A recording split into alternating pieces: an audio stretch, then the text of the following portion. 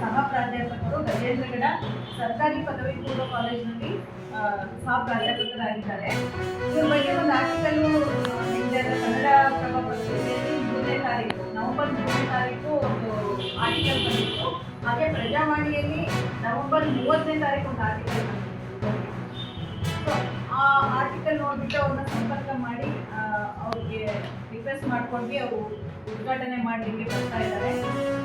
ಒಂದು ವಿಶೇಷ ಅಂದರೆ ಅವರು ನಮ್ಮ ಹದಿಹರೆಯದ ವಯಸ್ಸಿನಲ್ಲೇ ನಿಷ್ಠೆಯನ್ನು ಕಳ್ಕೊಂಡ್ರು.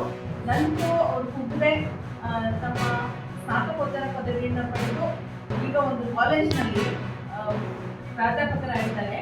ಆಮೇಲೆ ಇನ್ನೊಂದು ಅವರ ಪತ್ನಿ ಧರ್ಮಪತ್ನಿ ಶ್ರೀಮತಿ ಶ್ರೀದೇವಿ ಸಿದ್ದೇಶ್ ಅವರಿಗೆ 2 ಕಾಲಿಲ್ಲ.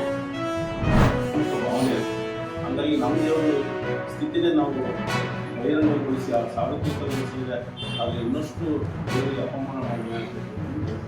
ನಾವು ಯಾರು ಕೂಡ ಇವತ್ತು ಎಲ್ಲರೂ ಒಬ್ಬರು ಭೇಟಿಯಾದರೂ ಕೂಡ ಪರಸ್ಪರವಾಗಿ ಮಾತನಾಡಿದ್ದಾರೆ.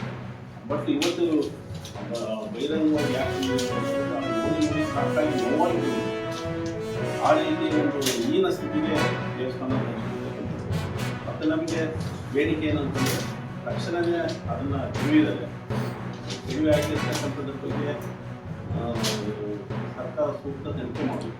ಯಾಕೆ ಸರ್ಕಾರ ಕೇಳುತ್ತಾ ಹಣದೇವಿ ಅನ್ನೋದು ಬೇಕು.